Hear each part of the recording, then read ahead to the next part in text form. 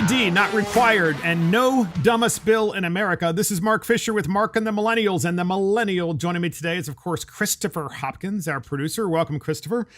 This podcast title is Real ID Not Required. Again, Mark Fisher, Mark and the Millennials. Why are we talking about Real ID? Because, podcast listeners, I had to get my Real ID because my birthday is in about a month. And my license was going to expire, and I was notified by the state of Maryland, where I live. Don't hold that against me. It's where I was born and raised. It's probably not where I would have stayed or chosen, now that I know how bad and blue this state is. But the state of Maryland required me to get a real ID. And so what does that mean? What is a real ID? Well, a real ID is a replacement to your driver's license that requires you to prove you are who you are. So you have to prove that you really are that person as you show up to the Motor Vehicle Administration in your respective state. And this is a federal law, and every state has to go through this process. But here's the thing. You show up and you have to, even though you already have a license, even if you already have a what's it called again? A passport. There you go, Mark. Even if you have a passport, you still have to demonstrate it's you. And you have to show even more ID than those things. So here's what they required. A passport, a birth certificate, unless they could verify internally that they already had your birth certificate online, which you might think that they should, but they usually don't.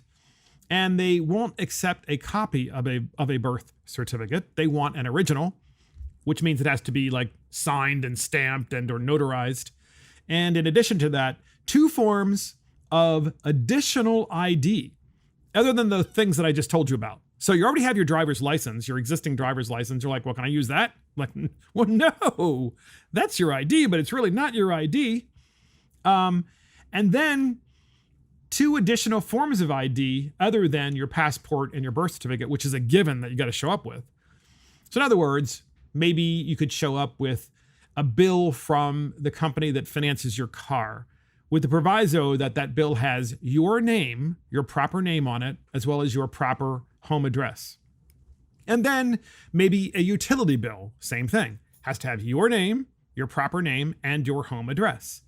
So if you have all of that stuff, then you can show up to the Motor Vehicle Administration and get your real ID in the state of Maryland. Each state does it, I think, a little differently and has maybe different levels of verification. But this is what's required in Maryland. So I just went there yesterday. I just went to the Motor Vehicle Administration yesterday. And I'm telling this story because there is a moral to this story about, immigration, but we'll get there. I show up and the Motor Vehicle Administration in my community is located inside a courthouse. So in order to get into the courthouse, you have to go through the metal detector where you have three paid officers who are uniformed officers who work the door and ask you to empty the contents, just like if you were at the airport trying to get through, the TSA stuff. These 3 guys are like, okay, take everything out of your pockets and your watch and your belt and, your shoes and who knows what else. And just take it all out and put it there and we'll put it through. And so I did that. And he goes, well, why are you here? I'm here because I have an appointment with the MVA to get my real ID. Well, do you have an appointment? If I look it up, will it show up? So he has a piece of paper, just 8.5 by 11 paper, asks me for my name. And I say, okay, Mark Fisher. So he goes, okay, yes, you do have an appointment. I'm like, well, that's what I said. I've got an appointment. And then he asks me the question, have you been vaccinated? That's how he said it. Have you been vaccinated? I'm like, with all due respect, officer, you can't ask me that question. It's none of your business. There's this thing called HIPAA. You can't ask me the question. Well, then I'm not going to let you in this door. That's what he said. I'm not going to let you in. So I said, you're not going to let me in the door because I refuse to answer the question, which you aren't allowed to ask to begin with. He goes, I am allowed to ask it. I can ask any question I want. I'm like, yeah, it's not a police state. And by the way, podcast listeners, I never pulled the elected official thing, right? I never said, oh, I'm an elected official. You can't, I'm special. I never did that. I know I just don't do that because I want to be treated the way everybody else is treated. I want to really see the way things are evolving in this country, including in my own community, in the state of Maryland, where I can't get in the door of the courthouse, which also has on the first floor the Motor Vehicle Administration, so I can get my real ID because I refuse to ask the question, have I been vaccinated? So then the other officer, who's on the other side of the metal detector, because there were 3 of them, looks at me and he goes, well, do you know that there are 3 questions that you can answer? If you can answer the other 2 questions, then we can let you in, since you won't answer question number 1. I'm like, well, where are the questions that you're talking about? He goes, well, they're right there. So they were like taped to the metal detector. And in small print, so you couldn't see it, right? It wasn't like obvious that it was there. And more importantly, there's this thing called customer service. All he had to do is say, hey, look, we have 3 questions. You have to answer those 3 questions. Depending on how you answer them depends on whether we let you in the building. Okay. That would be a better customer service way of handling it. And then he could say potentially, well, they all deal with COVID. And they could say, okay, well, maybe I can understand that with some people being concerned about the health crisis, but isn't like the pandemic over? Because the pandemic is over, but these people don't want it to be over. So here are the other 2 questions. And I had to answer them correctly. Question number 1, of course, was, have you been vaccinated? Which I said, none of your business. Question number 2, have you been exposed to anyone that you know has been coughing or sick or who has COVID in the last like 3 or 4 days? I'm like, no. And the guy goes, okay, now you got to answer question number 3 too. And question number 3 is, how about you? Have you personally been sick or coughing or had a fever in the last like 3 to 4 days? And the answer is no. And he goes, okay, then you can come in to the door. So that was the experience at the courthouse just to get into the building before I could even walk into the MBA to try to get my real ID in the state of Maryland. And this is what's happening with this police state mentality about vaccinations and COVID, namely that we have this thing where you can't even feel free. You don't feel free in your own country because you have these individuals who take themselves so seriously rather than just giving you good customer service and saying, hey, look, you don't have to answer the question about the vaccine, but if you've been vaccinated, then we'll let you in. On the other hand, if you answer the other 2 questions that you haven't been exposed and so forth to others or yourself to the best of your knowledge, then we'll let you in as well. That would be like the appropriate thing to say. I'd probably be okay with that, with the proviso that they got rid of the question about whether or not you have been vaccinated. Then I'd be fine. But they didn't do that.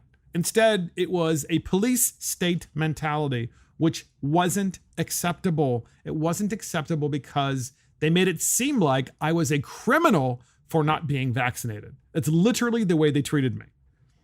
And this is of great concern, especially with all of the information that I've been receiving as an elected official, where people do contact me and say, my child can't go to the University of Maryland, College Park, which is the state's so-called flagship university.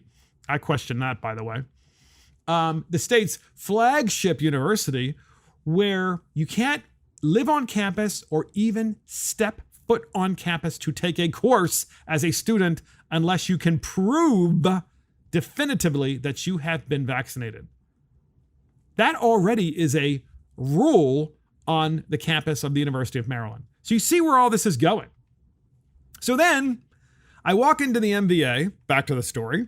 I walk into the MVA and it's like 5 steps away from the machine, that the electronic machine that checks you to make sure you're not carrying a gun or a knife or whatever. once again, you're treated like a criminal in your own country. You can't even walk into the courthouse lobby building unless you're like shaken down as if you've been, a convicted felon your entire life. So I finally get through that, and 3 or 4 steps away is the entrance to the MVA. And I walk in, and there's a help desk that's covered with plexiglass still. Okay. This is July 2021, folks. Still covered with plexiglass with a lady like inside of it. Why are you here? I'm here for an appointment for my real ID. Next question. Well, did you make an appointment? Like, yes, I made an appointment. Second person in a row that's asked me that question. Well, what's your name? Date of birth. So I gave her that information, and she then looks it up and says, okay, yes, you do have an appointment. Let me see your paperwork. Imagine that, folks. Let me see your paperwork. Okay, I already have a license, but it's not good enough. According to the state of Maryland, I need a real ID. So the clerk at the front, let me see your paperwork. So I hand her my passport, which is not expired. It's still valid, still active. And then I hand her, of course, birth certificate and 2 additional forms of ID that are required. One was the registration for my car issued by the very state that I live in, the state of Maryland, which has my name and address. And then in addition to that, I gave her another letter that had been addressed to me, and it was addressed to me by, I guess it was like a credit card or something like that, without actually giving her my statement. Because I'm like, I know they're going to scan this stuff in. I don't think I want them to know my credit card information, let alone what I spent, at least that particular month. So I handed that stuff to her. And so she looks at it and she's like, okay, well, here's your number. So she prints out a number. When they call your number, you can go up to the kiosk to which assigns that number, and you talk to a person there, and they'll finish the process for your real ID. So then I go up to this is dystopian 2021, right? So I go up, they call my number. I go up, and to their credit, I got called up relatively quickly. I was happy about that. And I sit down, and the lady says, can I see your paperwork? Well, it's like, I just showed the other lady down there. What was the point of that process? So he goes, oh, yeah, I know. So I give her the paperwork, and she scans it all in. She has a scanner. So she scans my birth certificate. She scans my passport. She scans my 2 other additional forms of ID. So now the state has all that information in some sort of computer cloud database somewhere stored. More information about me than they've probably ever had. And they have that to prove that I am who I say I am, so that I can get my real ID. And so then she has a computer, and she has her own computer, and then there's one big screen computer facing me.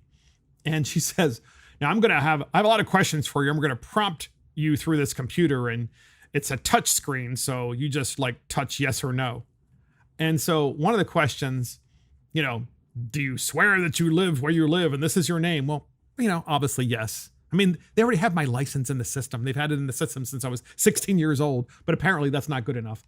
And the next one is, would you like to change your party registration, your political party registration?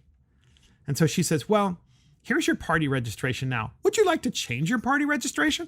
I'm like, no, I'm happy with my party affiliation.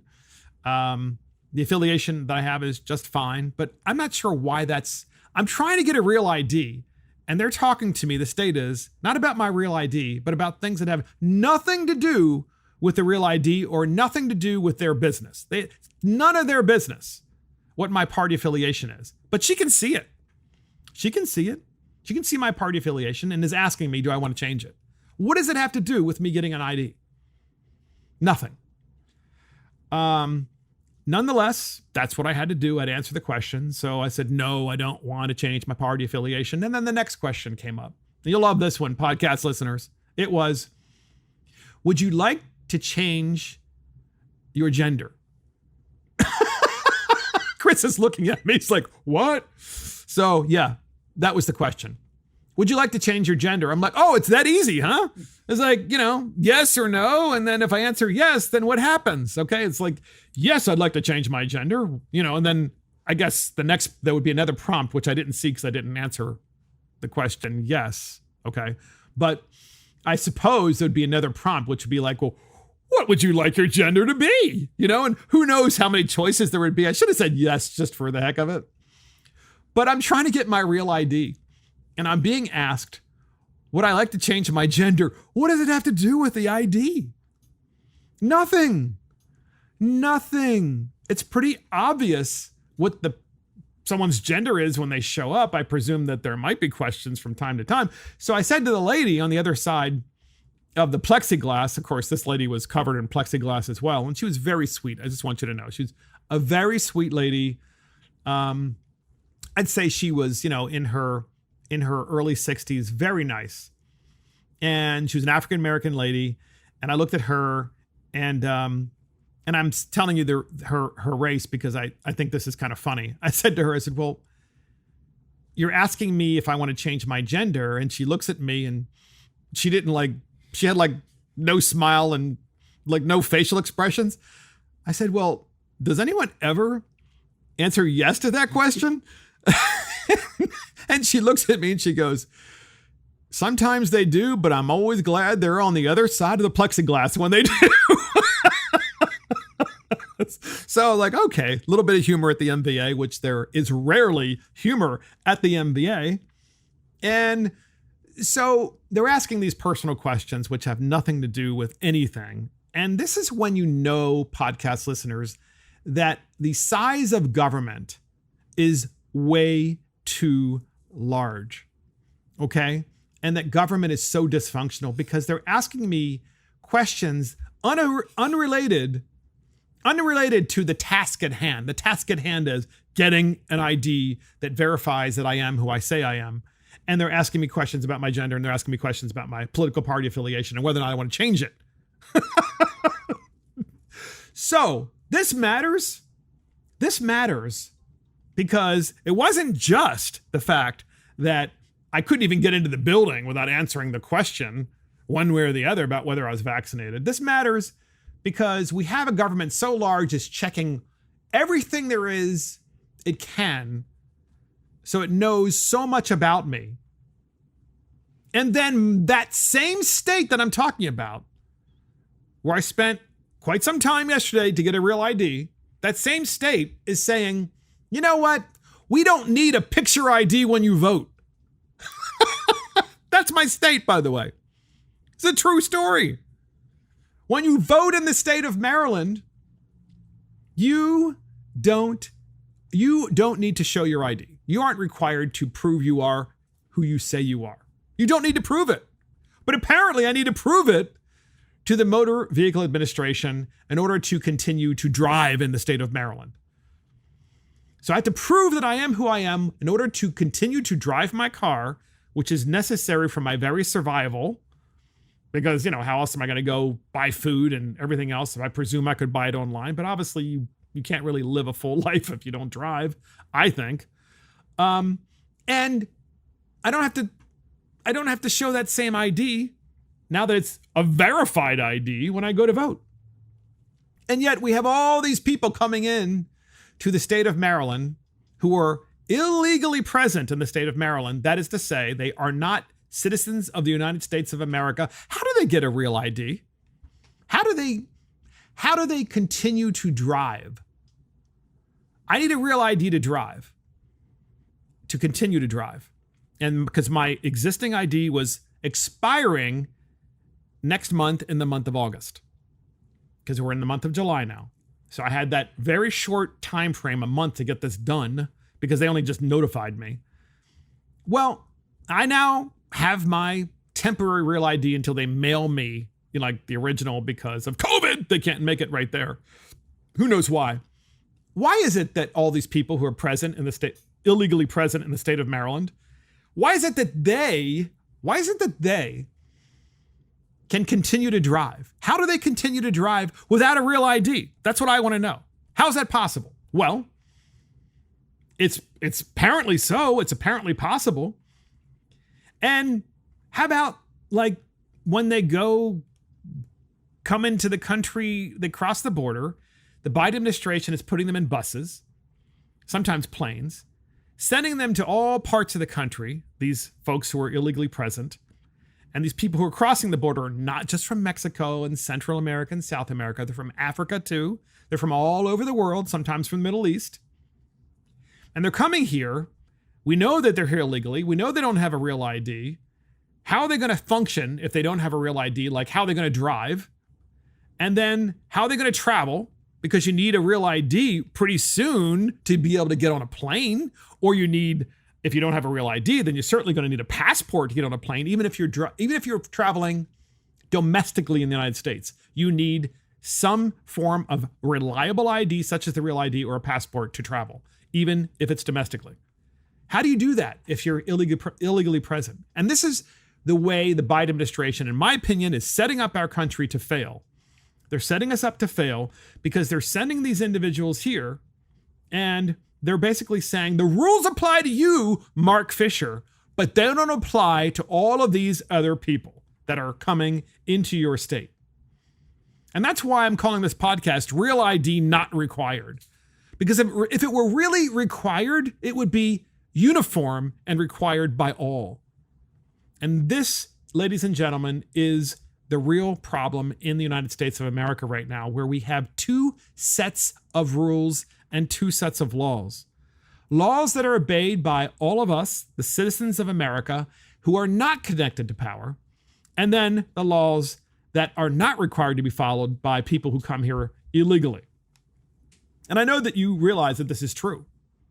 And how about the vaccination stuff, right? I mean, I was asked to get vaccinated. Basically warned, you got to get vaccinated. I mean, Jen Psaki announced behind the podium in the White House that the White House is going to be putting together a targeted plan to push the vaccine on those who have not yet received it. That's what she said. She said it's important that every eligible American is getting a vaccine. Well, how about all of the people crossing the border? Are we vaccinating them as a condition of them boarding a bus or a plane before sending them to the center of the country? I don't know. Maybe we are. I don't know. But one thing's for sure. Shouldn't we, as Americans, be told whether there are also two sets of rules for those individuals as well? And so Psaki was asked about this question. And she just went on and said, we're going to be doing a door-to-door campaign in the United States of America to make sure that everybody has been vaccinated. And it's certainly believable that these people want to do that, because I was just shaken down at the courthouse just trying to get in the front door so I could go to the MVA, and I was told, you've got to be vaccinated or else.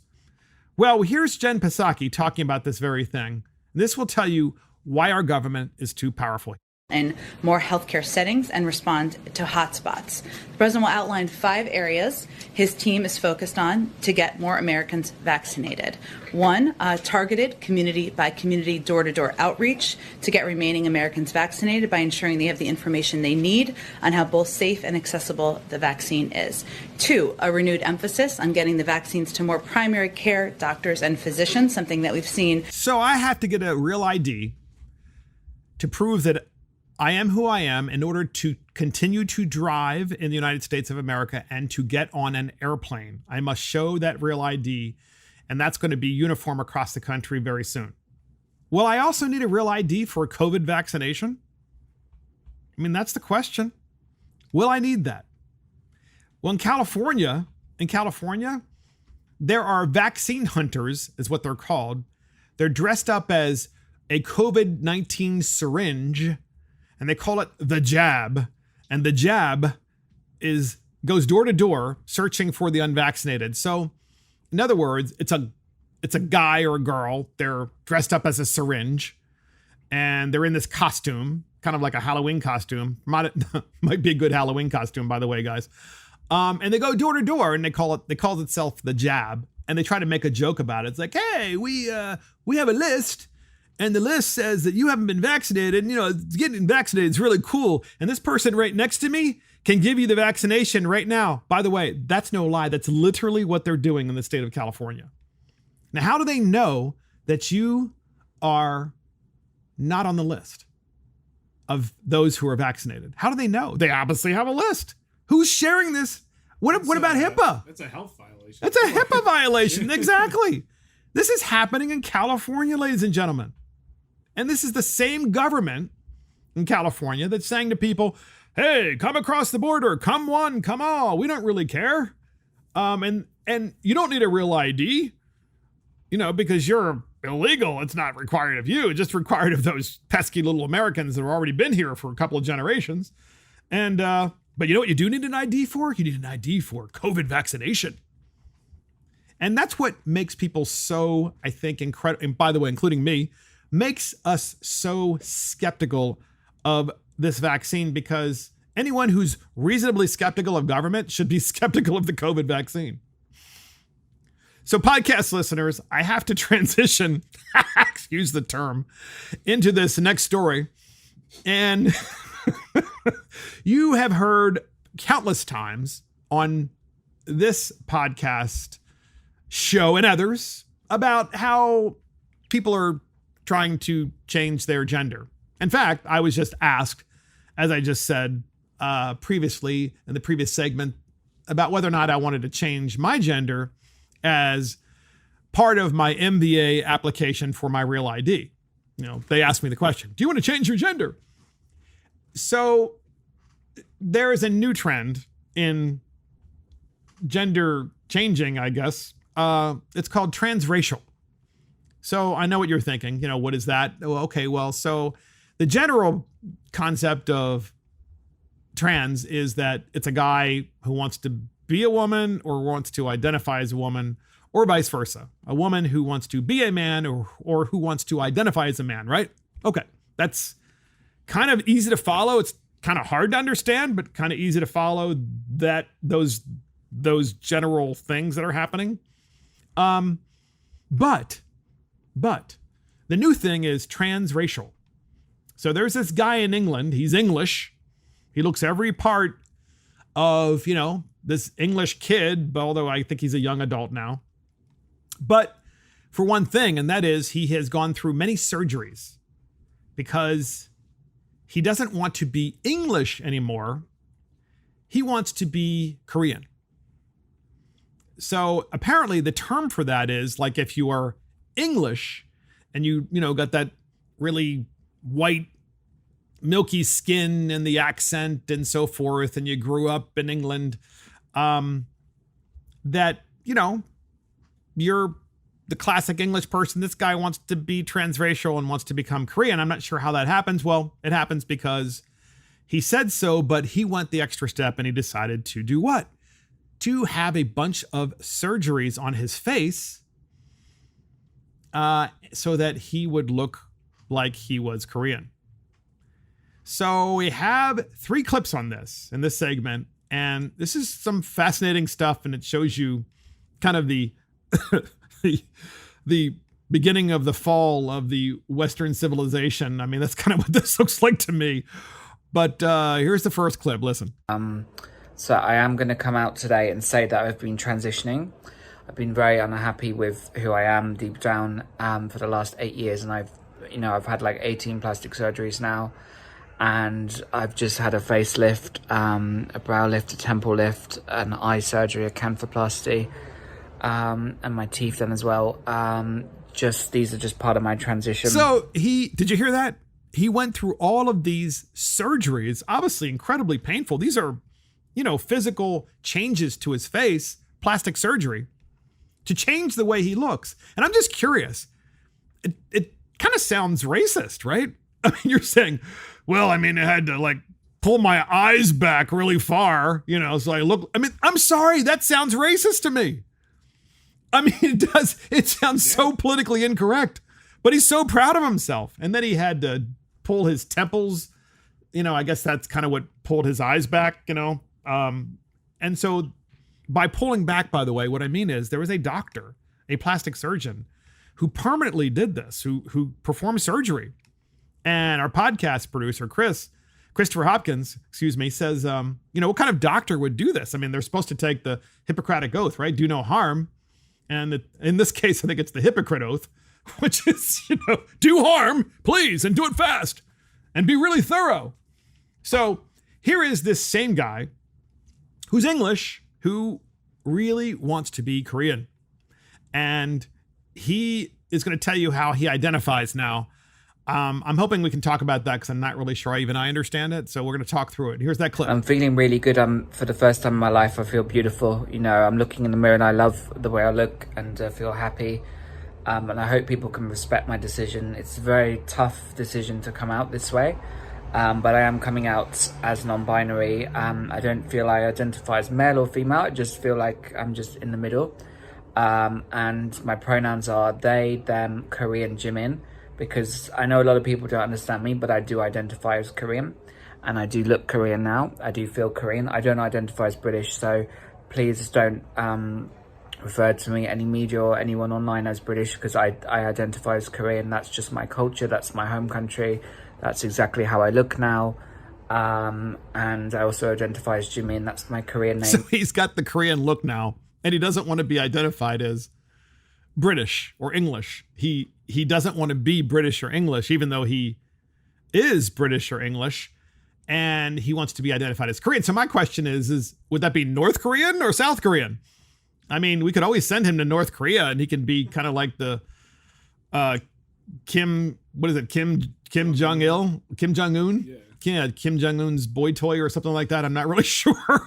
But he says he identifies as Jimin. So I asked someone, I won't call him out, but he's here, and I asked him would he look that up, and he did. And apparently Jimin is a Korean unisex name, and it's predominantly feminine in nature. And Jimin is also a singer from the group BTS. It's a boy band group, a Korean boy band group, because apparently South Korean boy band group. I don't think they have boy band groups in North Korea. They're probably emaciated, I'm sure. They probably wouldn't probably go over too well. But this guy identifies as Jimin, which is kind of a unisex name. And at the same time,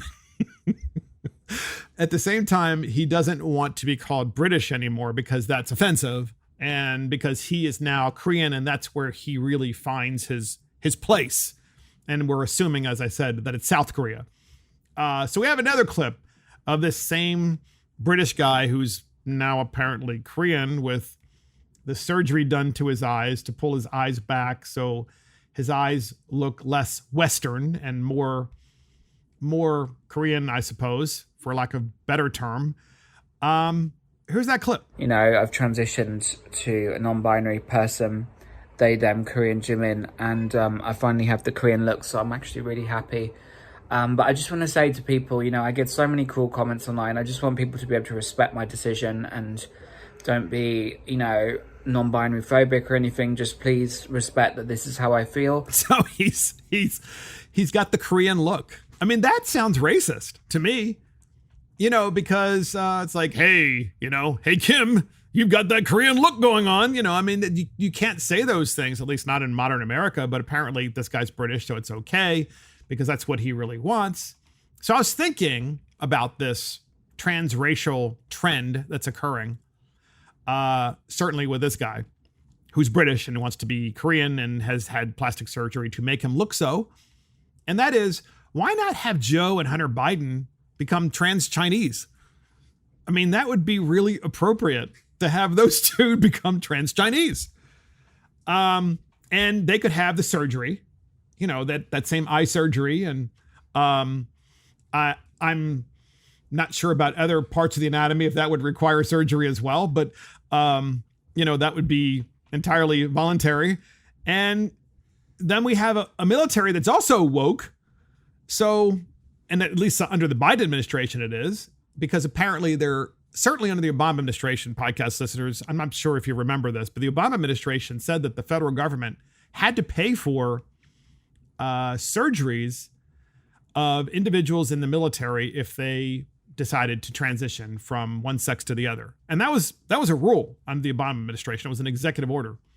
And so now we have transracial. So why not have the military, under the Biden administration? And of course, I'm being completely flippant here, but why not have the military pay for, those same individuals who don't like America and hate America? They can become trans Chinese too, like with Joe Biden. We can have like a whole trans Chinese race now in America, since they sympathize with Marxism and Leninism and authoritarianism, because America is a racist country. It's so racist that they want to become trans Chinese, right? So I foresee a future in Western cultures where you go into a bar and it's going to be like the Star Wars bar scene, and you see all these different people with all these different surgeries. It's like, I prefer to be called, transracial, and I can't be defined by any one race. And what's interesting about this is, and I know I'm joking, but there is something hopefully long-term that will come out of this. And obviously I don't want this to catch on where people mutilate their bodies. I think that's terrible, but something maybe long-term can come out of this, namely that people stop looking at each other as their race. And instead they start looking at each other and judging them by the content of their character, of course, as we've talked about so many times. And it would be awesome if finally that came to pass. It would be great. And speaking of the whole trans movement, California has added Florida and 4 more states to the California travel ban. So I want you to understand why this is happening. And this is in NPR, right? In NPR, they reported California added 5 more states, including Florida, to the list of places where state-funded travel is banned because of laws that discriminate against members of the LGBTQ community. Did I say that right? LGBTQ community. Yes, I think I did. The state attorney general announced Monday, and that is Attorney General Rob Bonta. Democrat Attorney General Rob Bonta added Florida, Arkansas, Montana, North Dakota, and West Virginia to the list that now has 17 states where state employee travel is forbidden, except under certain circumstances. So in other words, if you work for the state of California and you are employed by the state of California cuts your check, you cannot go to Florida, Arkansas, Montana, North Dakota, and West Virginia on the state dime, on state official business. You can't do it. So here's why. In Rob Bonta's own words, quote, "Make no mistake, we're in the midst of an unprecedented wave of bigotry and discrimination in this country, and the state of California is not going to support it," Bonta said. Lawmakers in 2016 banned non-essential travel to states with laws that discriminate against lesbian, gay, bisexual, and transgender people. Does that include transracial? I'm not sure. The 12 other states, that must be a loophole in the law. The 12 other states on the list are Texas, Alabama, Idaho, Iowa, Oklahoma, South Carolina, South Dakota, Kentucky, you get the picture, red states, right? The 5 states newly added to the list have introduced bills in their legislatures this year that prevent transgender women and girls from participating in school sports consistent with their gender identity. That's the reason. So California won't let state employees travel to the red states because the red states have passed laws to say if you're a girl, biologically, you must compete in girls' sports. If you're a boy, biologically, you must compete in boys' sports. And apparently that is something that's really bad in the eyes of Rob Bonta, Attorney General of California. And he says that those states are trying to block access to health care and allow the discrimination of LGBTQ community, Bonta said. Well, we just talked about transracial. Why should we, the people, under the socialized medicine system of Obamacare, pay for someone to become transracial? That is to say, an American who wants to become Chinese, like Hunter Biden. Why should we pay for that? Why should that be that? Why should that bill be on my socialized medicine bill? Which one of the reasons I don't like socialized medicine, right? Because I object to that. I think it's wrong. But according to Rob Bonta, these are bad states because they're requiring women to compete in women's sports and men only to compete in men's sports, and that is discriminatory. So I ask you, podcast listeners, maybe the next thing is we have transracial sports, right? So hear me out on this. It's the Olympics, right? That's coming up. And what if our podcast producer, Christopher Hopkins, wants to compete as not an American, but as a Chinese athlete against Americans because he wants to be transracial. Sorry, Chris, I'm not going to pick on you anymore. But think about that for a minute. The whole purpose of the Olympics is to demonstrate national pride and how your country has, great athletes and great character through your athletes, which is why it's one of the reasons we drug test them. There are many reasons, but it's one of the reasons to demonstrate that these are individuals with great character and they make your country proud.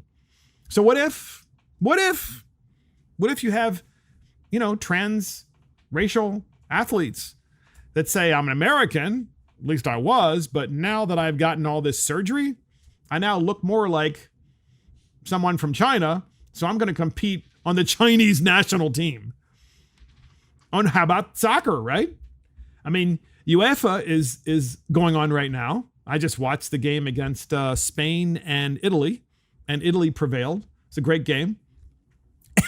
And so, what if you're like Ronaldo and you said, yeah, I'm going to play for the Italian team. Because I look more Italian, or I'm going to get surgery to make me look Italian. I mean, so I mean, that's where we're headed with all of this stuff. But Rob Bonta in California, they always like to take it one step too far because in their minds, they shouldn't worry about all the homelessness in California, all the homelessness. They shouldn't worry about the despair and the destruction of their environment by all of the homelessness and by the plundering of their state by the illegal aliens. They shouldn't worry about any of that stuff. What they should worry about is the red states aren't allowing boys to compete in girls' sports or girls to compete in boys' sports. So anyway, I'll end this segment by just saying I think Joe Biden and Hunter Biden should become trans-Chinese. It would be very appropriate. And maybe we can get, wouldn't it be cool if we get a fake reporter credentialed and get them in with Jen Psaki and say, I have a question. Seeing that the president of the United States is so pro-Chinese and received so much money from them over the years and has gotten incredibly wealthy, as has his son from the Chinese, and also Joe Biden's brother has too. They're all wealthy. I mean, they've got houses on the shore of Delaware, right on the ocean, as well as many other houses. Shouldn't they become trans-Chinese and maybe just identify as a Chinese president? I mean, because that's kind of what it feels like now anyway with all the censorship. So next up, podcast listeners, Randi Weingarten, the president of the American Federation of Teachers, she was talking to Charles Blow of the New York Times. And he used to be a graphics editor at the New York Times, by the way, Charles Blow. And now he's one of the editorial writers there, So I'm just curious, how do you start out the New York Times and you're doing the graphics work and you're an editor and then suddenly you're one of the chief writers there in terms of their op-ed page? How does that work? I mean, it shows you, how low their standards have become. Well, anyway, he was interviewing Randi Weingarten about CRT, critical race theory. And you'll love what Randi Weingarten says about critical race theory. Here it is. Which is all of a sudden you're hearing people talk about critical race theory, people who have no idea what that term means, or trying to ban the 1619 Project because it is trying to do exactly what you're saying, which is to actually teach a factual version of oppression in America. oppression against people who are in the indigenous nation, and oppression against people who were enslaved. So what she's missing here, of course, Randi Weingarten, president of the American Federation of Teachers, is that the oppression that she's talking about is oppression that occurred a long time ago. What she's trying to do, and what the American Federation of Teachers is attempting, and the Democrat Party, they're trying to convince people by indoctrination in K-12 that oppression is occurring today. Not that oppression occurred in history, which it should be taught, and that oppression, especially oppression of slavery, was wrong. But she's trying to teach that that is still continuing today in the United States of America. That is the goal. How do I know this? Because a teacher in my own community, a community that is conservative, certainly right of center, a teacher in my own community sent me training materials, and the training materials gave me an up-down chart. And the up-down chart is this chart that says, here's where you are on the oppression table. If you're white and Protestant, then you're at the top. You have white privilege. And by definition, in the 21st century in America, you are the bad guy because you have way too much privilege by virtue of the color of your skin and by your religion. All the stuff that we were taught we weren't supposed to believe in, but this is what Randi Weingarten wants to teach students. And I'm bringing this CRT stuff up again because there is a whole litany of things that's happening in America's public school system that parents are finally, and I say finally because they really haven't been paying attention until COVID when their kids were learning from home. Parents are finally paying attention to these things. So one example is CRT, but another is a school sends flyers home with 8th grade students advising on the age of consent and getting abortions without permission. This is in the Washington Examiner. And the Washington Examiner reported the following. A Washington school district sent flyers home with 8th grade students that contained information on abortions without parental consent and outlining age of consent laws for students as young as 11 years old. The flyer is not part of our curriculum and should not have been sent home with students, Eric Hogan, Tacoma Public Schools Assistant Director of Secondary Education, told parents in an email. Previously, Planned Parenthood taught within our schools and supplied the flyer that was distributed to students. So this is in Tacoma Park, Maryland. This says Washington. So it's a suburb of Washington, D.C., but it's technically in the state of Maryland. So again, Tacoma Park Public Schools Assistant Director Eric Hogan said, well, in the past, Planned Parenthood was the one that taught within our schools and supplied the flyer that was distributed to the students. What do you think Planned Parenthood is teaching in the schools? Are they teaching safe sex? Maybe. But what else are they teaching? They're teaching about abortion on demand anytime, no matter the month, and that there are no consequences to anyone, including the baby itself. So the flyer, which was posted online by a concerned parent, advised students that they can get an abortion at any age without parental consent and purchase condoms regardless of their age. Can you believe that? The flyer, which posted online by a concerned parent, advised students they can get an abortion at any age without parental consent. They don't need their parents to know anything, and purchase condoms regardless of their age. The Planned Parenthood material also informed students about laws regarding the age of consent, with one example being that they were allowed to have sex at the age of 11 with a person who is 2 years younger or older than them. It also promoted Plan B emergency contraception, noting that middle schoolers can buy it at any age from the pharmacy. Hogan insists that the distribution of the flyers was a mistake. By Hogan, I'm talking about Hogan, who is one of these school administrators. We discovered a binder of curriculum materials was left behind for an incoming teacher to use for this year, and this flyer was in the binder. Not realizing the flyer wasn't approved material, the teacher sent it home with the students, Hogan said. Podcast listeners, do not believe a word of that statement. There are so many teachers who are wonderful people, and I believe most of them are. But there are plenty of teacher activists who believe their function is to sexualize children, and to do so in a way that in most times, and including under current law, would probably require them to be incarcerated, because this individual should be incarcerated. Or at the very least, if he's saying it's a mistake, he should be fined.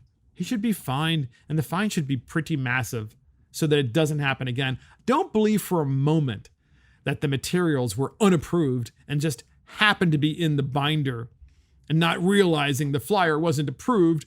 The teacher sent it home with the students. Why was the flyer in the binder to begin with? I mean, come on. And so the consequence of all of this is that public school enrollment has dropped 3% nationwide. Public school enrollment has dropped 3% nationwide.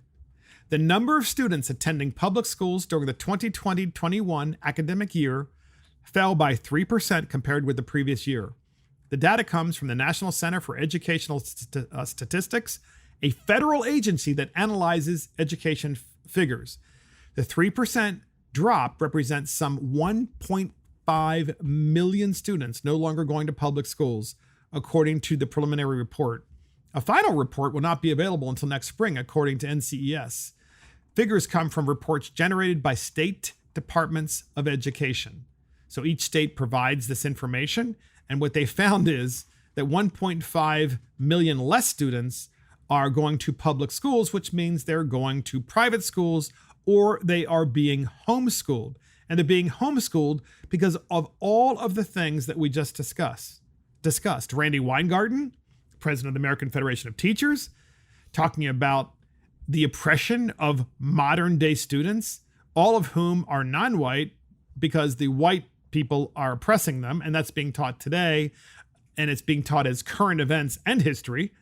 And of course, the up-down chart that I discussed, and that schools are sending home flyers with eighth graders about the fact they don't need consent if they want to get abortion, even if they're 11 years old.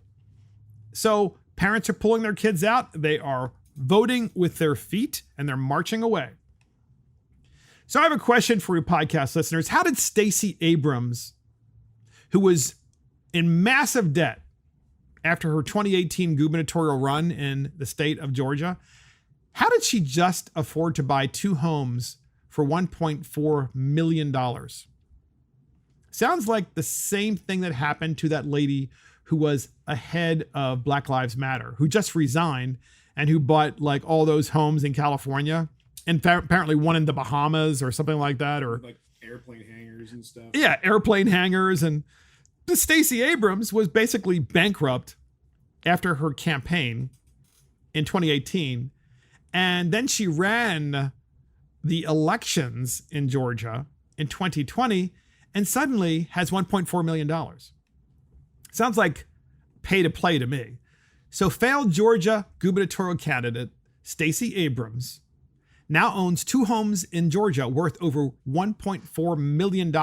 By the way, that's a lot of home in Georgia, if you want to know. On the East Coast, not so much, but if you're in Georgia, that's a lot of homes. That's a lot of, big houses, despite being in hundreds of thousands of dollars in debt just a couple of years ago. Recall, in 2018, Stacey Abrams owned the IRS $54,000. That's how much she owed them just a couple of years ago, and had more than $400,000 in consumer debts, such as credit cards. She now owns 2 homes, and her $54,000 IRS debt has been settled. Abrams defended her financial problems in 2018 and said her debt should not disqualify her to be governor of Georgia. Yeah, because when you can't manage your own money, you're going to be so much better at managing everybody else's.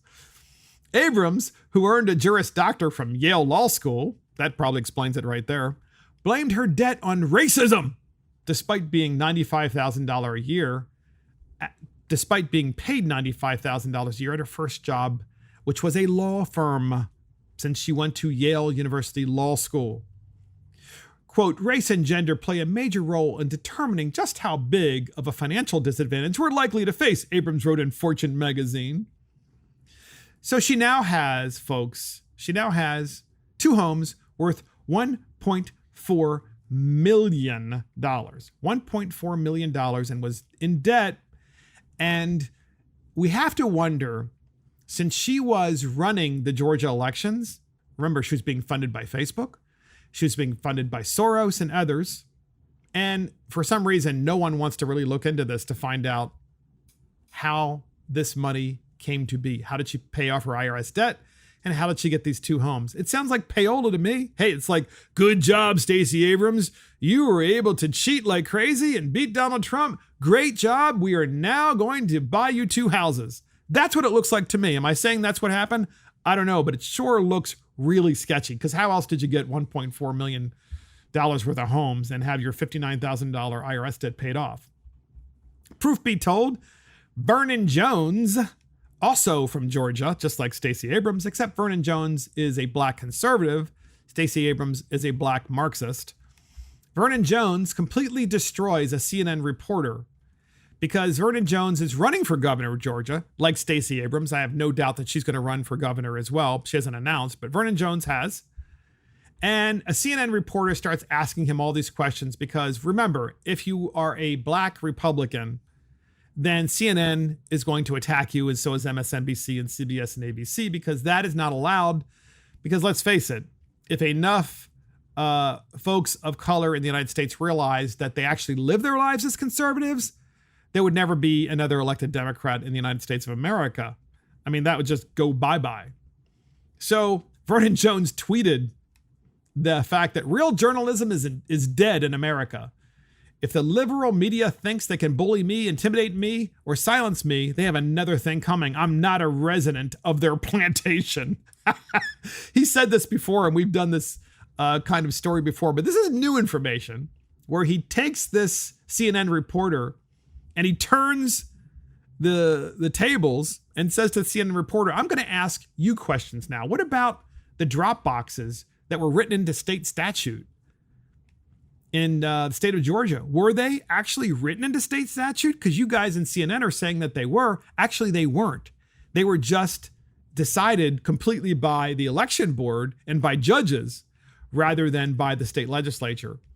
So naturally, the CNN reporter wants to make sure that Vernon Jones does not succeed as governor of Georgia. We have that clip, and here it is. He's with CNN. Were the drop-off boxes that were used in our election. This gentleman's with CNN. He's with CNN. What's your name? Doug Sayers. This is Mr. Sayers. Were the drop-off boxes used in the 2020 election and the 2021 runoff? Were those drop-off boxes written into state statute? I do not know, sir. Are you open to looking to see if it were? Sir, I just asked questions. No, I'm just asking you a question. So was it used? No, you've asked me a question already. Was it? Are you going to look into it? May I ask you? I just want to see, here's CNN. Because CNN is about controlling Negroes. That's what it's saying. Controlling Negroes. That's what CNN is about. They don't want people of color to have conservative thoughts. He's here to keep me running and keep me from being the governor of the state. Why? Because the liberals, they do not want blacks thinking for themselves. They're here for Stacey Abrams. You know and I know that the drop-off boxes were not in the state statute. You know and I know that the ENET signature verification was not in the statute, right? We both know that. Now I want you to look in that camera. Are you going to investigate that? Sir, there are many people in our I organization. want you to look in this camera right here. Are you going to investigate that? So that's awesome. That's Vernon Jones running for governor of Georgia, basically in the face of the CNN reporter who wants to do anything he can, the CNN reporter, to be able to crush the Vernon Jones campaign for governor. And Vernon Jones turns the tables and asks the CNN reporter, why aren't you looking into all of the alleged fraud that happened in the state of Georgia? Why aren't you looking into Stacey Abrams, who has suddenly managed to become wealthy after the Georgia election? How did that happen?